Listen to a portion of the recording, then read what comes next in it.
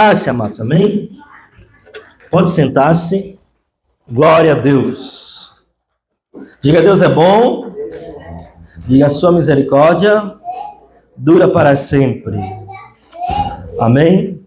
Hoje eu quero compartilhar com vocês um texto, queridos. Abra a sua Bíblia no livro de Gênesis, amém? Gênesis capítulo 12. Gênesis capítulo 12. Gênesis capítulo 12, versículos 1 em diante, amém? Aleluia. Todos acharam? Aqueles que não acharam, está aqui na tela, amém? Está escrito assim: então o Senhor veio a Abrão e lhe ordenou: sai da tua terra, da tua parentela e da casa de teu pai, e dirige-te à terra que te indicarei. Eis que farei de ti um grande povo, e te abençoarei, e engrandecerei o teu nome, e serás tu uma bênção.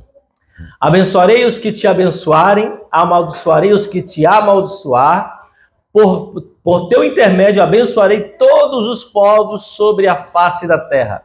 Então partiu Abraão como lhe orientara o Senhor, e Ló o acompanhou. Abraão tinha 75 anos de idade quando saiu da terra de Harã. Amém? Vamos hoje ser ministrado nesse texto, em outros textos que o Senhor vai nos dar, mas vamos aprender algumas lições de fé com a vida de Abraão. Amém?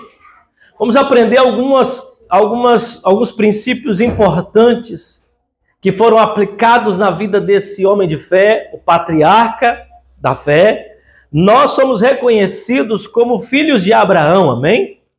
Nós temos uma nação, biologicamente falando, reconhecida como filho de Abraão, Israel, né?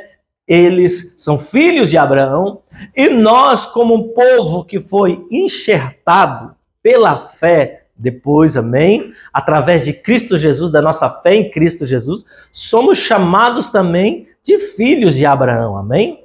Porque Abraão é chamado pai da fé. Abraão foi justificado pela fé. Assim como nós recebemos a nossa justificação, não porque éramos da linhagem em si, descendentes de sangue, né? Mas porque cremos em Jesus, amém? Nos tornamos filhos através da nossa fé em Cristo Jesus. Então vamos aprender um pouquinho com Abraão, certo? Né? A Bíblia nos começa a dizer aí, quando o Senhor começa a falar sobre a história, a vida de Abraão, é que ele morava em uma cidade, em um local, onde o povo era um povo pagão. Então Abraão não sai do meio de um povo que servia a Deus. Abraão não era um homem que tinha, já desde a sua infância, tenra infância, foi criado nos princípios bíblicos, aprendeu sobre Deus, sobre o Deus criador dos céus e da terra. Não, Abraão foi tirado de uma terra pagã, certo? A maneira como Deus fala com Abraão, né? A gente fica pensando, como que Abraão conheceu a Deus? Como que Abraão chegou ao conhecimento de quem era Deus? Tinha uma Bíblia como nós temos? Olha para você ver. Nós nos achegamos a Deus, né? Nós conhecemos a Jesus porque alguém vem e fala para nós, certo? Alguém testemunha, alguém diz para você sobre um milagre, algo que aconteceu na vida dela. Talvez você está passando, muitas pessoas chegaram a Jesus assim, estava passando um período de crise difícil, alguém vai lá e apresenta uma mensagem, boas novas, fala do que Deus fez na vida dela, fala a importância de como ela precisa ir para a igreja, você precisa de Jesus, precisa de Deus, Deus vai mudar a sua vida. E você tem um livro sagrado, as Escrituras, que foram escritas ao decorrer de milhares de anos, por mais de 40 autores, cerca de 40 autores em tempos diferentes. Há um compilado todo facilitado para nós, amém? 66 livros aqui nessa Bíblia. A Bíblia chama-se uma biblioteca, justamente esse é o nome, Bíblios, né? Biblioteca de livros, um compêndio de livros. E aí você lê, e aí você ouve as histórias de Gênesis, você vê os patriarcas Abraão, Isaac, Jacó, você vê sobre Moisés, sobre os profetas, sobre os decretos de Deus, a lei do Senhor, o que Deus dizia para o povo, faz assim, não faz assim, eu gosto disso, eu não gosto disso, eu sou o Senhor. Mas Abraão conheceu Deus como? Como que Abraão conheceu a Deus? Como que ele ouviu a Deus? Como que Deus ministrou o coração dele? Eu digo uma coisa para você, há algo dentro do coração do homem que clama por Deus, amém? O homem pode ser, não pode, ele pode ver onde ele estiver, há algo que clama. E eu penso que Abraão, talvez no meio daqueles inúmeros deuses, algo começou a acender o seu coração. Uma procura pela verdade, uma procura por uma resposta. Talvez a vida ele não encontrava o seu sentido na vida realmente. O que é a vida? O que eu estou fazendo aqui? Deixa eu dizer uma coisa, existem algumas questões que o Senhor muitas vezes vai colocar no coração do homem. E eu penso que Abraão muitas vezes questionava muitas coisas. E um dia ele ouve a voz do Senhor, amém, que fala com ele. Aqui quando nós vemos o texto bíblico dizendo, Abraão, sai da tua terra. Eu não acredito que foi ali a primeira vez que Deus falou. Porque eles dizem uma coisa, é um comando, Deus dando um comando para ele, sai do meio da tua terra, da tua parentela e da casa do teu pai. Entendeu? Você não deixa alguma coisa tão importante como a tua terra, você não deixa algo tão importante como a tua parentela, e você não deixa a casa do teu pai, se você não tiver uma convicção. Você não deixa, você não ouve qualquer pessoa. Você já imaginou, você está passando na rua e você encontra uma pessoa que você nunca viu na vida e ela diz, ei, me dá o seu carro, você pode mudar de casa amanhã. E você fala assim, eu vou te dar teu carro, vou mudar de casa amanhã. Para onde eu vou? Vai lá para Toca, eu vou para Toca. Aí você chega em casa e diz, pai, me disseram para mim que ela me dá o carro para ele, eu dei o carro para ele, disseram que ela me sair da sua casa e ir para Toca. Eu vou para Toca amanhã. Quem era? Não sei, nunca vi essa pessoa na minha vida. Você está doido? Você está doido? Como que você vai fazer isso? Quem que é esse homem? Você sabe o nome? Não sei, nem sei. Abraão não ouve a voz de Deus, sai da tua terra, da tua parentela e da casa do teu pai, do nada. Ali foi gerado um relacionamento, amém? O anseio do coração de Abraão se encontra com o anseio de Deus de se relacionar com o homem. A fome de Abraão se encontra com o desejo de Deus de saciar a fome. A busca por uma resposta sincera do coração de Abraão se encontra com o desejo de Deus de se revelar. Deus não se revela a quem não quer conhecê-lo, amém? Você pode ser, eu sou ímpio, eu nunca fui numa igreja. Se você tiver o desejo e o anseio no seu coração, Deus vai se revelar a você. Por isso a Bíblia diz, buscar-me-eis, Jeremias diz, buscar-me-eis e quando me buscar de todo o vosso coração. Buscar-me-eis e me achareis quando me buscar de todo o vosso coração. Você pode imaginar, assim, a gente pode conjecturar, não há muitos detalhes sobre a busca de Abraão, o que ele fazia antes, exatamente detalhado. Mas Abraão não encontrou Deus apenas por um acidente, não tinha uma imagem, amém? Não tinha algo físico. Talvez Abraão estava olhando para aquelas imagens, dentro dele estava questionando, o que essas imagens podem fazer por mim? Elas já estão aqui há tantos anos.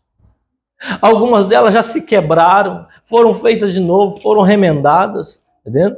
Ele diz, eu preciso de algo mais. Olha, quando o coração do homem começa a ansiar e desejar, é o terreno propício para o Senhor se manifestar. Amém?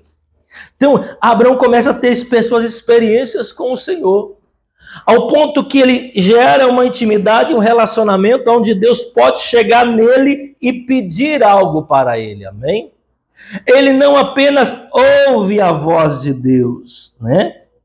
Ele não apenas ouve a voz de Deus, que falou, Abraão, eu sou o Senhor. Ele começa a ouvir agora comandos de Deus para a sua vida. Amém? Comandos de Deus para a sua vida. Deus agora pode começar a trabalhar na vida de Abraão. Amém? Deus agora não só se revela, mas Deus começa agora a modelar Abraão. Amém? Começa agora a trabalhar no seu caráter, começa a trabalhar agora na sua crença. Deixa eu dizer uma coisa para você. A gente vem para Jesus, a gente recebe Jesus como seu Salvador, nos convertemos, nos tornamos cristão, a gente não está perfeito. Amém? A gente tem muitas crenças ainda, certo? Não se preocupe se alguém está vindo na igreja e de repente ele fala umas coisas e fala, meu Deus, misericórdia, você não pode falar isso. Sim, ele não pode, mas ele vai falar. Às vezes ele vai xingar uns palavrão ainda. Às vezes ele vai de repente, num momento de crise, ele vai ter umas atitudes, você fala, isso não é atitude de crente. Claro, não é atitude de crente. Às vezes ele vai pensar umas coisas ainda esquisitas, porque Deus está, diga, trabalhando. A Bíblia diz que o Senhor que começou a boa obra há de finalizar. Então uma obra foi iniciada na vida dessa pessoa. E Deus está trabalhando, amém? E a primeira coisa que eu quero dizer para você, o primeiro exemplo que nós vemos na vida de Abraão, diga, Deus não tem pressa. Amém? Deus não tem pressa. Como assim? Quando Deus diz para Abraão, sai da tua terra, do meio da tua parentela, da tua casa, e vai para um lugar onde te mostrarei. De ti eu farei uma grande nação, e povos e reinos sairão de ti. Deus tinha uma promessa, amém? Quem fez a promessa? Deus. Não foi Abraão que pediu, Deus fez a promessa para Abraão. Só que tinha um detalhe. Abraão, quando ele sai da sua terra, da sua parentela, da casa do seu pai, ele era casado com Sarai, Abrão e Sarai, era o nome deles quando saíram. Só que Abrão já tinha 75 anos, correto? Sarai, sua esposa, era estéril e não tinha filhos. E Deus fez uma promessa dizendo, eu farei de ti uma grande nação. De ti vão sair reis, de ti vão sair povos, nações sairão de ti. Nesse interim, o Senhor começa a trabalhar com Abraão. Após Abraão sair, até que a promessa se cumpra, foram 25 anos. 25 anos. Deus é poderoso e poderia já naquele momento que ele saiu abrir o ventre, a madre de Sarai, e ela gerar filhos. Poxa, se Deus, a Bíblia diz que Deus que faz a promessa é poderoso para cumpri-la. Quando Deus diz, eu estou tirando você da tua terra, eu estou tirando você da tua casa, eu estou prometendo, então eu vou fazer agora. Você já vai sair daqui 9 meses, Sarai já vai ser mãe. Vamos aproveitar agora que você está com 75 anos, né? E ela está lá com seus 60 e poucos anos, 65 anos, então é mais fácil agora do que chegar numa idade avançada. Porque quando Sarai for ter Isaac, ela já tinha 90 anos. Abraão já estava com seus 100 anos. E o estado deles, biologicamente falando, já não era nem um pouco favorável, já não era antes. Depois, pior ainda, Abraão já amortecido, né? E Sara, além de estéril, já muito velha. Mas por que Deus demorou tanto tempo, entre aspas, para fazer o milagre que ele disse que iria fazer? 25 anos. Diga, porque Deus não tem pressa. Amém? Deus nunca está atrasado em nada. A palavra pressa, meu irmão, significa afobação. A palavra pressa não traz o sentido de perfeito. Existe um ditado popular que diz que a pressa é inimiga do quê? Da perfeição. E diga, Deus é perfeito. Amém? Então a pressa é a ausência de calma, é falta de paciência. Amém? A pressa, ela é o resultado de alguém que não fez o que deveria ter feito na hora que deveria ter feito. E Deus tem o seu tempo perfeito. Por isso que Eclesiastes capítulo 3 nos fala sobre que há tempo para todas as coisas debaixo do céu. É difícil para nós que vivemos no tempo Cronos e que queremos as coisas na hora que a gente quer, entender isso, né? E talvez mais ainda na geração que nós estamos, em que a gente não consegue esperar nem 3 segundos, 5 segundos muitas vezes. Às vezes a gente está ali no celular e a gente bate o dedo em um ícone para ele abrir e ele demora 1, 2, 3, você já fica, ai meu Deus, que demora! Não é? Você já imaginou, na nossa cabeça hoje, você ia assistir um filme e demorar 15 minutos para ele abrir para você assistir? Você já imaginou? Isso é inconcebível, não é? Mas alguns anos atrás, a pessoa, de manhã, ela colocava o filme para baixar e ela voltava à noite, estava terminando, falou, nossa, que rápido, já está quase terminando já. Não era? A pessoa queria assistir um filme, ele tinha que abaixar o filme. Para abaixar, não era 1 hora. Dependendo do computador, era quase o dia inteiro. A pessoa deixava de manhã o computador ligado, abaixando. Ele ia trabalhar e voltava. E quando se tivesse abaixado, uau, que rápido! Se tivesse terminando, nossa, como está sendo rápido agora a internet, né? Hoje, meu irmão, se você abrir o aplicativo e ele ficar com aquela bolinha rodando, você fala, ai meu Deus, não tem paciência não para esperar esse negócio.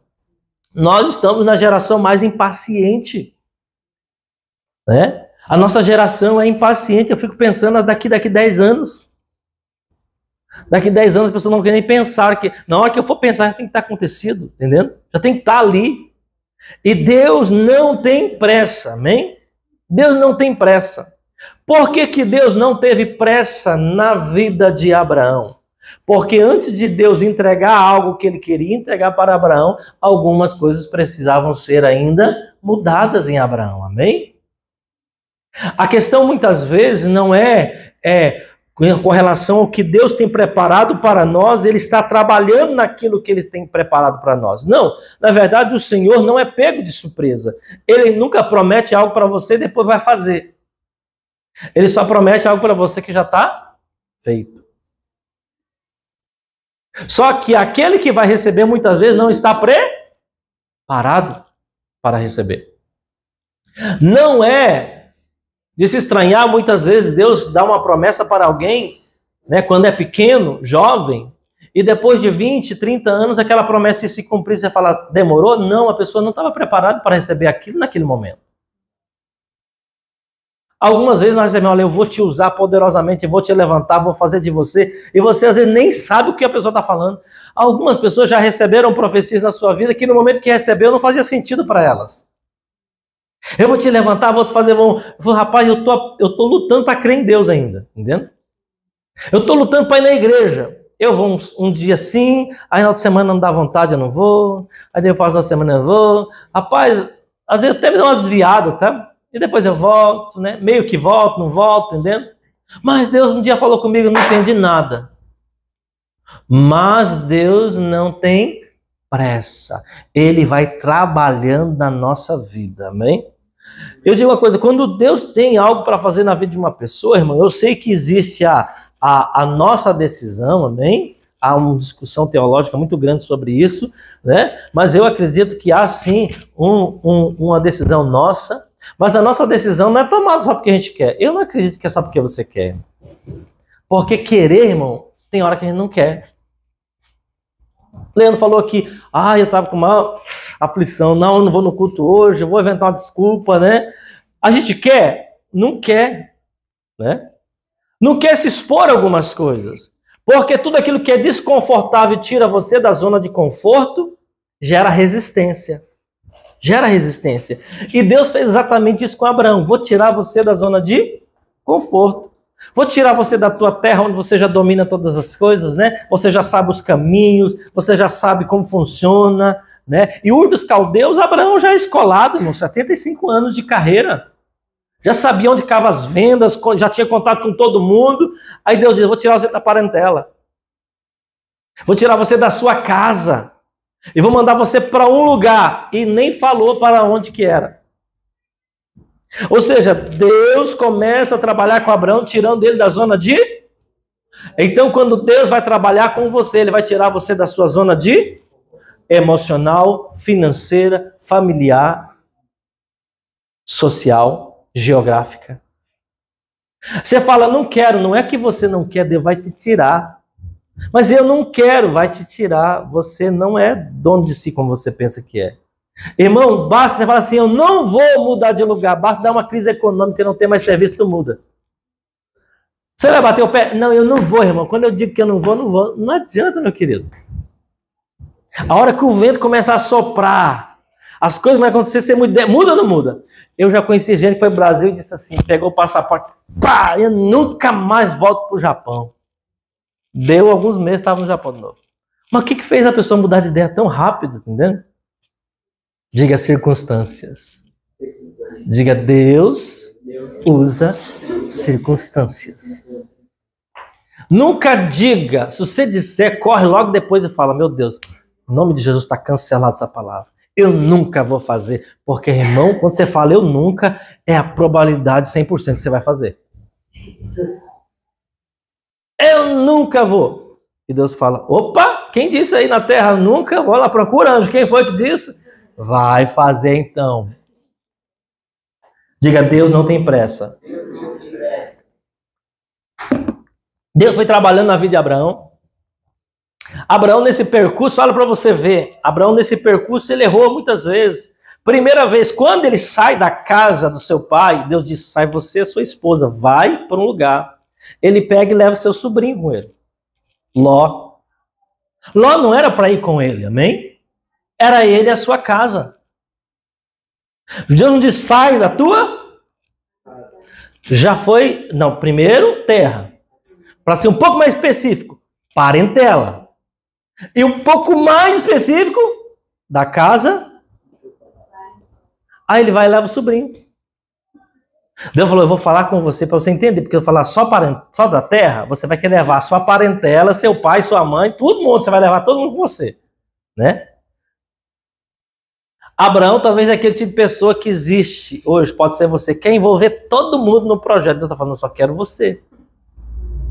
Quer colocar todo mundo. Não todo mundo vai, é porque nós somos família, sabe? A gente já... E Deus falando, ei, estou trabalhando com você. E Deus disse, então, parentela, também, Abraão, parentela, ok? Parentela, tá bom, sim. Terra, na minha terra, ok? Parentela, parentela. Aí ele já ficou, mas tem meu pai, tem minha mãe, tem meus irmãos, né? Porque parentela a gente fala assim que é os sobrinhos, né? Que é um monte de coisa, gente, né? Aí, casa do teu pai, a casa do pai. Ele entendeu. Entendeu? Não. Ele vai e leva seu sobrinho junto com ele. Não era para levar Ló. No entanto, que Ló não segue caminho junto com Abraão. Tudo aquilo que não é de Deus para você levar vai ficar pelo caminho. E só vai te dar problema. Porque no meio do trajeto, lá surgiu uma briga entre os pastores de Ló e os pastores de Abraão. E Abraão disse, olha, nosso parente, para que o negócio não fique difícil, que a gente não perca o relacionamento, a comunhão, é melhor que você vá para um lado e eu vá para o outro. Por que que Deus não tem pressa? Porque tem coisa que você não aprende na saída. Não aprende, irmão. O ministério, a gente começa no ministério, seja pastoral, seja o que você for fazer na sua vida. No começo você acha que sabe alguma coisa. Se você não é tão arrogante assim, você não vai achar que sabe tudo. Mas você acha que sabe alguma coisa. Depois que você dá alguns passos, você vê que você não sabia. Pensava que sabia, não sabia. Porque você vai aprendendo. Abraão aprendeu uma lição no meio do caminho. Por isso Deus não tem pressa. Depois Abraão se separa de Ló. Ok, cada um vai para um lado. Um vai para a esquerda, vai para a direita. Se tu for para cá, eu vou para lá. Depois Abraão é colocado numa situação de pressão. Qual a situação de pressão que surge na vida de Abraão? Ele vai chegando próximo ao Egito e, de repente, né, ele se toca e fala, poxa, eu sou casado, minha esposa Sarai é muito bonita, é uma mulher linda. O povo dessa terra vai fazer o quê? Vai querer ficar com a minha esposa, só que, para ficar com a minha esposa, eles vão me matar. Então vamos fazer o seguinte, Sarai, chegando lá, você não vai dizer que é minha esposa, você vai mentir, você vai dizer que é minha irmã. Entendendo? Que é minha irmã. Olha só, Deus teve que trabalhar na vida de Abraão agora com a questão com a mentira. Deus teve que trabalhar na vida de Abraão agora com relação ao sacerdócio, porque ele expôs a esposa dele a ser tomada por qualquer homem daquela terra. E ela era casada, era a esposa dele. Aquele povo, ele pensou, vai me matar e vai tomar minha esposa. Então, para que isso não aconteça, ele não fez isso por causa de Sarai, irmão. Você acha que ele fez por causa de Sarai? Ele fez por causa dele. Ele estava pensando na esposa? Não. E a esposa em outra, e essa não foi, essa foi a primeira. A segunda vez aconteceu de novo, irmão. Então, olha, Deus poderia ter entregado uma promessa na saída? Não, porque Abraão tinha muita coisa para ser trabalhado, por isso Deus não tem pressa. Porque está preparado o que ele tinha para Abraão, mas Abraão não estava preparado para aquilo que ele tinha para Abraão. Isso aconteceu por 2 vezes, Abraão mentiu. Então Deus trabalhou no caráter de Abraão. Deus trabalhou em Abraão entender e compreender qual era o projeto mesmo de Deus para a vida dele. Deus era com Abraão, estava com ele, estava abençoando, mas não podia entregar ainda a promessa que havia feito para ele. Amém? Então diga, Deus não tem pressa. Ok? Mas uma coisa aconteceu. Porque Abraão obedeceu. Ele não era perfeito. Então esse negócio que a gente tem muitas vezes, não, eu tenho que estar perfeito para obedecer a Deus, para fazer algo. Nunca vai existir. Abraão, quando saiu, tinha muitos resquícios de muitas coisas na vida dele ainda. Tinha muita coisa que precisava ser mudada. Mas ele obedeceu.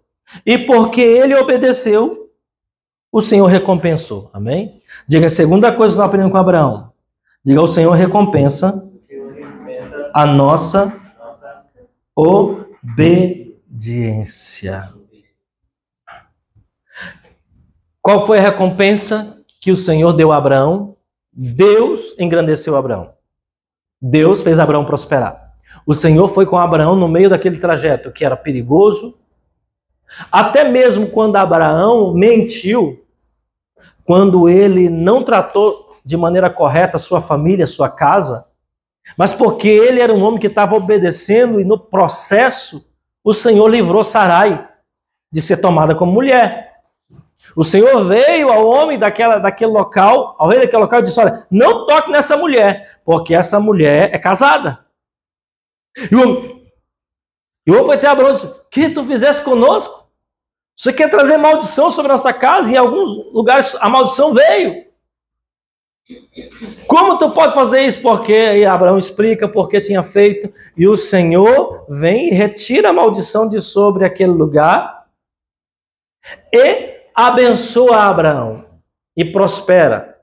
E aquele homem vai restituir a esposa a Abraão, a Sarai a Abraão, e lhe dá muitos bens como uma forma de pedido de perdão e de recompensa por aquilo que havia acontecido.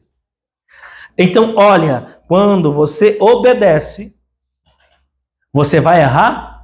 Vai. Vai cometer alguns erros? Deus vai tratar com você? Vai. Mas a recompensa da obediência vai te acompanhar. Por isso que você vê algumas pessoas dizendo assim, quem não está fazendo nada sempre vai criticar alguém que está fazendo. E a crítica sempre, nunca é infundada. Como assim infundada? Não é infundada, pastor? Porque quem está fazendo e está obedecendo tem defeito. Tem defeito. Mas quem não está fazendo, não expõe os defeitos. Porque quando você está na zona de conforto, ninguém conhece seus defeitos. Então quem não está fazendo nada, sempre vai ter algo para dizer sobre quem está fazendo. Porque quem está fazendo erra, quem está fazendo se expõe, e quem não está fazendo está na plateia observando. E aí, como você não está fazendo nada e não está sendo exposto aos seus erros, você tem aquela falsa liberdade de dizer, eu posso criticar. E você sempre vai criticar quem está fazendo. E não é crítica infundada, você sabia? Porque na maioria das vezes, quem está criticando está certo. Esse talvez é o grande perigo. Porque você está falando, fulano, onde é que fala? Onde é que fez? Onde é que... Tá certo, você não está errado. O seu problema é que você não está fazendo nada. Se alguém criticasse Abraão, estaria certo? Estaria ou não estaria? Sim. Oxe, ele cometeu algo feio, irmão. Não faz isso, não. Mas ele estava obedecendo. E a pergunta é, e você que não está obedecendo e ainda tem os mesmos defeitos de quem está obedecendo? Quem está mais em vantagem ou desvantagem? Quem está obedecendo está em vantagem. Porque quando você está obedecendo, quando você está vivendo em obediência, você está no território propício para Deus trabalhar com você. Amém? Deus não trabalha com desobediente. Amém? Deus não molda desobediente. Deus não é com desobediente. Amém? Então diga, obediência tem recompensa. Então o Senhor abençoou Abraão. Deus deu a Abraão e a Sarai um filho, fruto de um milagre. Porque eles obedeceram. E quando Deus dá esse filho para eles, né? O Senhor coloca Abraão em prova novamente. Ele diz, Abraão, te dei um filho. Amém? Agora você tem a certeza de que a promessa vai se cumprir. Tem ou não tem? Tem, Senhor. Estou muito feliz. Então agora vai e sacrifica teu filho para mim no Monte Moriá. Deu até o local. Abraão ouve aquilo. Vou ter que entregar meu filho como sacrifício. Como assim? Que coisa doida que Deus pediu para Abraão. Irmão, a gente não entende, mas Deus sabe o que ele pede. E sabe por que ele pede. Novamente, o que foi testado na vida de Abraão? Obediência. Obediência. Existe uma coisa que nunca vai parar de acontecer na tua vida. São os testes de Deus na tua vida em cada fase que você entra. Na primeira fase, deixa a tua terra, a tua parentela. É o nível que você pode suportar. Amém? A Bíblia diz que não virá sobre ti ou sobre nós uma provação que seja maior do que possamos suportar. Não há provações sobre-humanas. A provação é sobrenatural, não. A provação é natural. O escape e a capacitação é sobrenatural. Amém? Mas a provação é natural. Então Deus dá o filho e diz, agora vai e oferece. O que Abraão fez? Abraão pega Isaac e vai para o lugar onde o Senhor havia ordenado para ele for. Prepara todas as coisas, cutelo, lenha, fogo. Pá, vamos lá, Isaac. Né? E não leva cordeirinho, não leva ao sacrifício. O sacrifício era o seu filho. Só que Isaac não sabe. Se falasse para a menina, ele tinha corrido, amém? Você já imaginou? Falar assim, amanhã não, vamos lá. E o sacrifício vai ser você. No outro dia, meu irmão, você não achava o menino mais. Entendendo? Né? Então, por isso que Deus, diga, não nos avisa algumas coisas antecipadas, porque senão você, corre. E Isaac está indo. E aí Isaac olha para o pai e fala, pai, nós estamos fazendo sacrifício, já é quase 3 dias de caminho. Ok, estou vendo aqui a lenha, o cutelo, o fogo, isso aí, eu sei, eu entendo sacrifício, eu já fez tantos, pai, o senhor já me ensinou a fazer sacrifício. Mas cadê o cordeiro? Cadê o cordeiro? Abraão olha para Isaac, qual a resposta que ele vai dar para Isaac? Você é o cordeiro? Deus proverá. O cordeiro Deus proverá. Porque se Deus pediu o sacrifício, ele também proverá o sacrifício. A fé de Abraão, a obediência dele estava conectada com a fé dele. Amém? Diga, a obediência sempre vai estar andando de mão junta com a fé que você possui. Quando ele sai e ele chega ao pé do monte, pensa, novamente, Deus usa trajetos para falar conosco. Deus usa tempo, por isso ele não tem pressa. Ele diz, vai ao caminho de 3 dias. 3 dias andando, dá tempo de pensar muita coisa, não dá? Dá tempo de você raciocinar, você questionar, por quê? Para quê? Como pode? Me deu, agora está pedindo. Diz que vai fazer uma nação enorme. Agora, de repente, eu tenho um filho e ele diz que é o filho. Como? Por isso, novamente, o primeiro ponto, Deus não tem. Deus podia dizer, Abraão, vai lá e oferece aonde? Ali do lado da esquina. Vai a um monte específico, 3 dias de caminhada. Abraão está indo, na hora que chega no pé da montanha tem a revelação. Imagine. Porque ele fala isso, meu irmão, no pé da montanha, quando eles fiquem aqui, e eu e o jovem iremos e voltaremos. Ou seja, ele teve ali 3 dias de caminhada e o Senhor trabalhando, ministrando a Abraão, eu sou o Senhor teu Deus, eu te tirei da terra da casa do teu pai, da tua parentela, da tua terra, e eu estou te enviando para um lugar de promessa, Canaã, eu falei de ti uma nação. E Abraão entendeu. É uma prova. O Senhor é fiel, Ele não mente. Chega no pé da montanha, deixa os empregados, que foram os homens que foram junto com ele, diz assim, eu e o menino subiremos. Iremos e vou. Se Abraão não tivesse entendido, ele diz, eu vou e depois eu volto. Ele diz, nós iremos em 2 e voltaremos em 2. Mas o sacrifício será oferecido. Como Deus iria fazer, ele não sabia. Por que eu sei que ele não sabia? Porque em Hebreus, acho que Hebreus, coloca aí para mim, acho que eu passei para você o texto.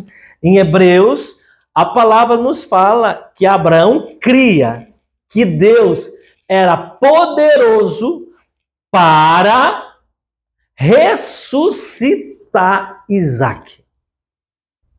Pense uma coisa, Abraão não estava blefando, ele não estava dizendo, eu vou lá, vou fingir que eu vou dar uma facada e depois eu não dou. E aí Deus nesse interim vai providenciar. Não. Ele diz, nós vamos e voltaremos e eu vou fazer o sacrifício. Como Deus vai fazer o menino voltar, não sei, mas ele vai fazer. Por quê? Porque ele não pode mentir, a palavra dele não volta atrás. Ele sobe com essa fé. Prepara o altar, a lenha, tudo, o fogo, pega o cutelo e deita Isaque. Aí você fala, pastor, como que um menino já crescido vai deitar no altar?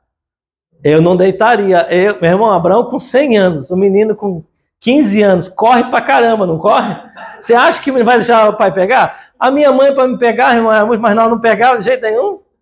Ela tinha que ser estratégica, deixava a vara atrás da porta, a porta encostada, a hora que eu entrava, pá, a porta fechava. Irmão. Aí a porta fechou, aí era mais fácil ela pegar. Mas no campo aberto, nunca que ela ia me pegar. Abraão ia pegar Isaque? De jeito nenhum. Isaque era tão crente como Abraão. Porque ele simbolizava o cordeiro. Queria ser sacrificado. Isaque deita, Abraão pega o cutelo, a hora que ele vai para imolar, para matar o seu filho, sacrificar, uma voz do céu brada, Abraão, não faça isso, porque agora sei que és temente ao Senhor e que nada lhe negou. Deus não queria Isaque. Deus queria testar a obediência de Abraão. E porque ele obedeceu, o Senhor o favoreceu. E aquele lugar foi chamado de Jeová Jirê. Por quê? Porque quando Abraão olha para trás, havia um cordeiro preso com seu chifre nos galhos, que era o cordeiro que substituiria Isaque. E aí o sacrifício foi feito.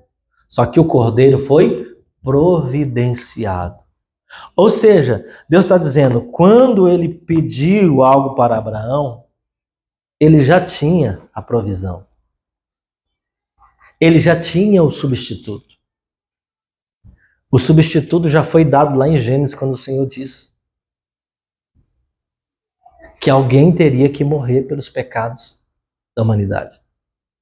E aquele cordeiro lá do Monte Moriá, que é chamado Jeová Jirê, o Senhor proverá, é a simbologia de Cristo que foi entregue no madeiro, amém? Era interessante, aonde o cordeiro estava preso? Em galhos, né? Em madeiras, em madeira. Aonde que o cordeiro de Deus, o Filho de Deus, foi exposto? Em um madeiro, pregado em um madeiro. E ele foi o cordeiro que substituiu. Como que nós temos acesso ao sacrifício de Jesus? Por meio de obediência aos seus mandamentos. Bem? Então, toda vez que você obedece, há uma recompensa, há uma provisão. Terceira coisa, Deus nunca esquece de você. Amém? Diga para o seu irmão, diga, Deus nunca esquece. Deus nunca esquece.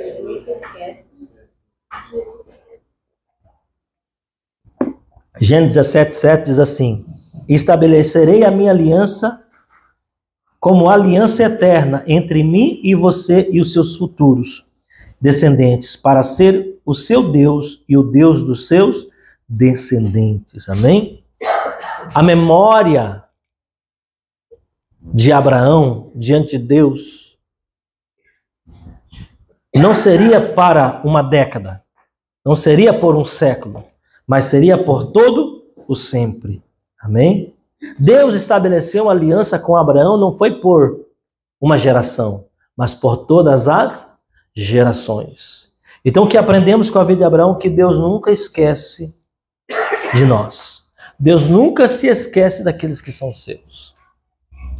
Quando você vai falar sobre Deus, você precisa lembrar de Abraão. A descendência, os judeus, sempre se direcionam a Deus como Deus de Isaac e Jacó. Olha, o povo não conseguia lembrar de Deus e falar Deus sem dizer Deus de Isaac e Jacó. Por quê? Porque tinham memória diante dos céus. Qual é a memória? Como foi gerada essa memória? Por meio da obediência. A memória, ela só prevalece para aqueles que foram obedientes. Você tem na Bíblia muitos relatos. O exemplo dos 12 espias, a gente sempre ouve isso. E por mais que é usado esse exemplo, irmão, é interessante, né? Por mais que é tão usado nas pregações. Quando você fala dos 12 espias, né? Irmão, Moisés enviou 12 homens para espiar a terra e ver se a terra de Canaã, que é a terra que Deus havia prometido a Abraão, era boa, como estava na promessa. E eles foram lá.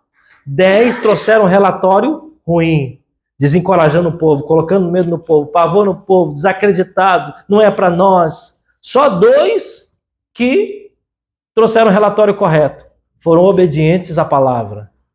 Qual é o nome deles? Josué e Caleb, ok? Josué e Caleb. Agora, e os outros 10? Me diga o nome de um dos 10. Você já ouviu essa pregação quantas vezes? Você pode fazer numa igreja grande, irmão, onde tem muita gente. Qual é o nome dos 10? Ninguém lembra, porque Deus bloqueia a memória de quem não é obediente. É um princípio. Mas os 2 são lembrados. São lembrados porque foram fiéis à palavra. Deus diz, eu vos dei essa terra que mana leite e mel. Amém? Então Deus nunca esquece daqueles que são obedientes. Deus nunca se esquece de você. Deixa eu dizer uma coisa para você. Memória é uma coisa interessante, né? Uma hora ela vai ser ativada. Uma pessoa que é fiel e foi fiel e anda na presença de Deus, não estou falando de ser perfeito, aquela perfeição que todo mundo espera, né? Irmão, perfeição é algo que vai acontecer na nossa vida. Mas nós estamos 3 processos na nossa vida. Fomos salvos, estamos sendo salvos e seremos salvos, amém? Haverá o dia em que a Bíblia nos promete que teremos um corpo incorruptível. Hoje nós estamos livres em Cristo Jesus da influência do pecado. Primeiro, fomos livres do poder do pecado, da influência do pecado pela santificação e da presença do pecado pela glorificação. Querido, você pode ser um homem que jejua, ora, busca Deus, lê a Bíblia, mas o pecado ainda tem presença do pecado no teu corpo. Teu corpo, nos teus membros, habita o pecado. Vacilou, meu irmão. Vacilou, levou. Né? Não adianta, mas vacilou, levou, irmão. Você vai ver exemplo na Bíblia dos homens de Deus. Vacilou, é um vacilo. Você pode estar dirigindo um carro 20, tantas horas, irmão, ligadão. Um vacilo é um acidente que pode ceifar a sua vida. É ou não é? Então, a ausência do pecado só será tirada na glorificação. O pecado só estará ausente na glorificação. Até lá você vai ter que lidar com isso. Vai ter que mortificar. Por isso o apóstolo Paulo fala, fazei morrer o pecado que habita nos vossos membros. Né? Mortificai, né? A ação do pecado que está nos seus membros. Certo? Ok? Mas diga, Deus nunca se esquece daqueles que têm aliança com Ele. 4, o Senhor cumpre o que promete.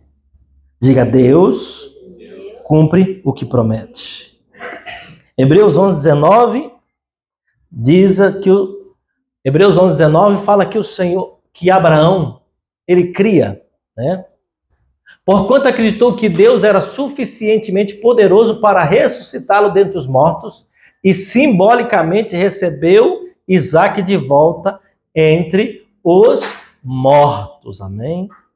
Ou seja, Deus cumpre o que promete. Deixa eu dizer uma coisa. Qual é a promessa mais poderosa que a Bíblia nos fez, que é feita na palavra de Deus? A minha tia começou o culto dizendo assim, né? A pergunta dela foi sobre por que precisamos de Jesus, não é? Por que nós precisamos de Jesus? Por que nós precisamos de Jesus? Quem respondeu? Por que você precisa de Jesus? Vamos lá, vou fazer de novo. Já deu tempo de você pensar. Por que você precisa de Jesus? Para ser totalmente dependente dele? Ser justificado. Amém? Mas...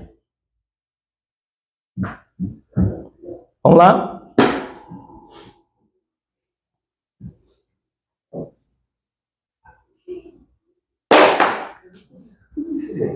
Vamos lá, gente? Vamos lá? Mais por quê? Para chegar-se a Deus. Chegar-se a Deus, ok? Mais uma coisa? Esse texto, olha para você ver.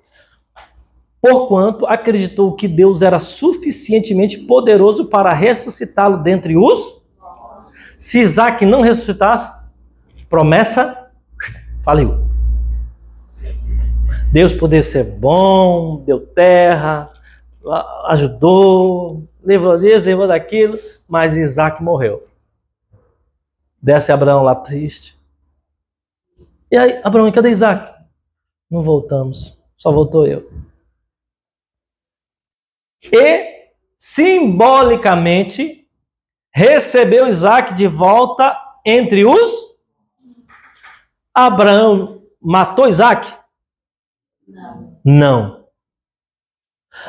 Mas, simbolicamente, Deus é como se tivesse ressuscitado Isaque. Porque era para Abraão ter sacrificado. Mas Deus providenciou o cordeiro para o sacrifício. Isaque voltou. Abraão ia matar Isaque? Ia sacrificar? Ia. Ele ia. Não era uma possibilidade do tipo assim, não, ele estava blefando. Não, ele ia. Deus disse, não faça. Porque se não falasse, ele ia sacrificar. O que isso significa? Qual a maior promessa? Eu fiz uma das maiores promessas que o Senhor nós temos na Bíblia. E se ela não acontecer, faliu tudo? Não importa o quão bonita seja a mensagem do Evangelho, de amor, de paz. Qual é a promessa? Vamos lá. 1 Coríntios 15, 12. E eu vou encerrar com isso aqui. Amém? 1 Coríntios 15, 12. Ora, se tem sido proclamado que Cristo ressuscitou dentre os... Como é possível que algum dentre vós afirma que não exista a ressurreição dos... Prosseguindo. Então, se não há ressurreição dos mortos, nem mesmo Cristo ressuscitou, e se Cristo não ressuscitou, é inútil a nossa... Como igualmente é improdutiva a... Seguinte. Pior que isso, seremos considerados falsas testemunhas de Deus, porque contra ele testemunhamos que ressuscitou a Cristo dentre os mortos. Todavia, se é verdade que os mortos não ressuscitam, então ele também não ressuscitou a Cristo. Porquanto, se os mortos não ressuscitam, nem o próprio Cristo foi ressuscitado, e se Cristo não ressuscitou, a vossa fé para nada, e continuais a viver em vossos? Sendo assim, também os que dormiram em Cristo estão? Ora, se a nossa esperança em Cristo se restringe apenas a esta vida, somos os mais miseráveis de todos os seres humanos. Aleluia. Amém? Deixa eu dizer uma coisa para você. Se Deus não cumprir a sua promessa maior nas Escrituras, que é ressurreição dos mortos, a tua fé, todo o teu labor, para nada serve. Porque a morte não é uma questão biológica. A morte é uma questão espiritual. Por isso o diabo diz, por isso que há uma doutrina diabólica. Ah, não, morreu, acabou. A morte não é uma questão biológica somente, irmão. A morte é uma questão espiritual. Se você não ressuscita, os seus pecados dominaram sobre você. Você está condenado eternamente. O auge da pregação do cristianismo não é cura. Não é prosperidade financeira. O auge da pregação do cristianismo é ressurreição dentre os mortos. Porque se tu morrer e não ressuscitar, não importa se tu teve bilhões, foi curado de câncer, foi disso, se não ressuscitou, significa que o pecado dominou sobre você. E se o pecado regiu e dominou sobre você, você não tem salvação. Se Cristo não ressuscitasse, irmão, nós estaríamos perdidos. Por isso que Deus começa a anunciar boas novas lá no Monte Moriá já. Que foi a provisão do cordeiro em sacrifício no lugar de Isaac. Ele é como se houvesse ressuscitado, Hebreus 11, 19. Como se ele tivesse ressuscitado. Lá já é ministrado. Porquanto acreditou que Deus era suficiente e poderoso para ressuscitá-lo dentre os mortos. Porque se não houvesse ressurreição, a promessa tinha falhado. Simbolicamente, recebeu Isaac de volta dentre os mortos. Simbolicamente, é como Isaac foi aos mortos e voltou. Quem foi aos mortos e voltou? Jesus. A Bíblia diz que ele desceu ao inferno, lugar dos mortos.